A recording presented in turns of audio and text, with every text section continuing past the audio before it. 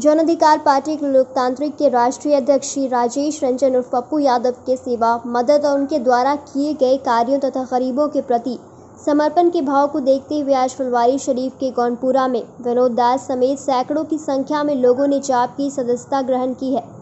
इस अवसर पर पप्पू यादव ने कहा कि सुशासन की सरकार ने 15 वर्षों में जनता के साथ छलावा किया है और भाजपा के साथ मिलकर भ्रम एवं सांप्रदायिक राजनीति को बढ़ावा देकर लोगों को बरगलाने का ही काम किया गया है। साथ ही साथ छात्रों एवं युवाओं को पूर्ववर्ती सरकार के कार्यकलापों के नाम पर भावनाओं को भड़काकर सिर्फ वोट हासिल किया गया और इनके साथ छल किया गया है। वहीं नीतीश सरकार ने 15 वर्षों में न तो छात्रों के लिए बेहतर शिक्षा की व्यवस्था की है और न ही युवाओं तथा महिलाओं के लिए रोजगार का साधन उपलब्ध कराया है। उल्टे सरकार में इन वर्गों पर लगातार पुलिसिया जुल्म तथा अत्याचार की घटनाओं में वृद्धि हुई है और अपराधियों का बोलबाला रहा है। वहीं आगे उन्होंने कहा कि पटना से सटे फुलवारी शरीफ में विकास के नाम पर सिर्फ आश्वासन और घोषणा ही हुई है। कहा कि सरजमीन पर विकास नहीं दिख रहा है, साथ निश्चय के नाम पर लूट और झूठ की खेती हुई है। हरियाली योजना लूट का सबसे बड़ा हथियार बना है।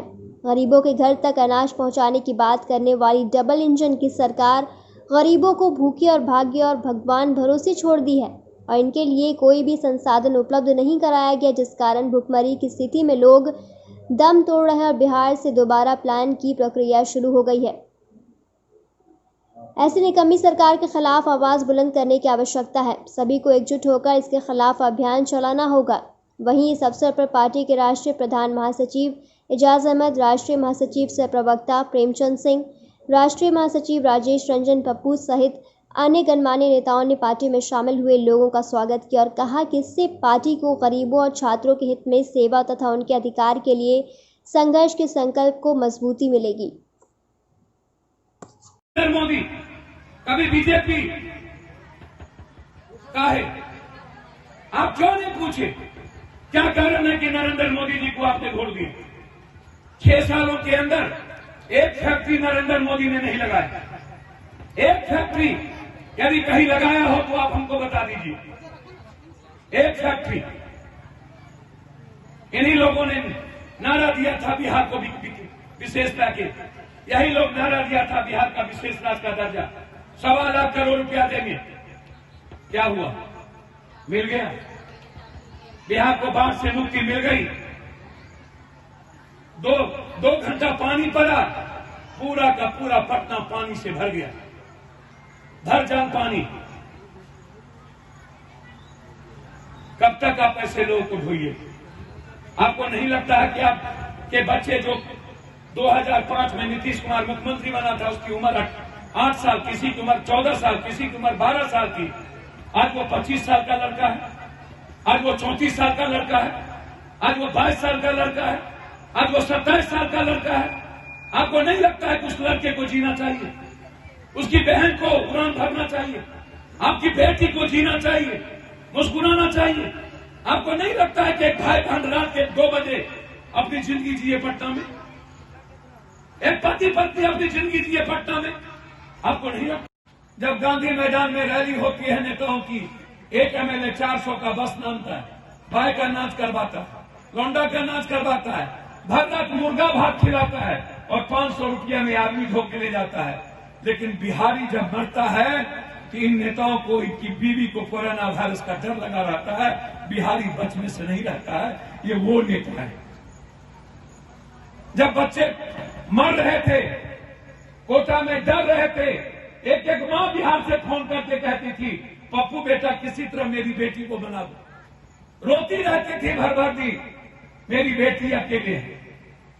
बेंगलोर से एक बच्चा फोन करके बोलता है, पप्पू अंकल प्लीज मैं आत्महत्या कर लूंगा। एक लड़का मध्य प्रदेश से उनको फोन किया, यदि आज रात तक में हमको नहीं ले जाइएगा तो मैं आत्महत्या कर लूंगा।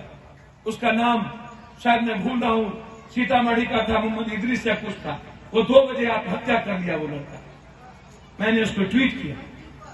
जब हम धौला कुआं से आनंदपुर स्टेशन साइकिल से जाते थे पैसा पहुंचाने, मेरे साथ कोई दिन होता था 26 अप्रैल से।